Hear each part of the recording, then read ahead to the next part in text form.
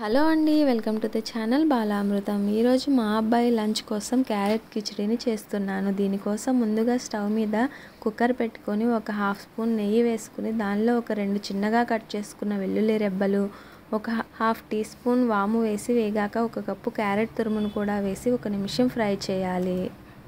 ఇప్పుడు దీనిలో ముందుగా కడిగి నానబెట్టుకున్న 1 టీ గ్లాస్ బియ్యం ఇంకా పెసరపప్పు మిశ్రమాన్ని కూడా వేసి 1 నిమిషం పాటు ఫ్రై చేసుకోవాలి. తరువాత ఒక హాఫ్ టీ స్పూన్ పసుపు అలాగే ఒక హాఫ్ టేబుల్ స్పూన్ కారం వేసి ఒకసారి కలిపి 1 గ్లాసు బియ్యంకి 4 గ్లాసుల నీళ్లు పోసుకుని ఒక 3 విజిల్స్ వచ్చే వరకు మీడియం ఫ్లేమ్లో కుక్ చేయాలి.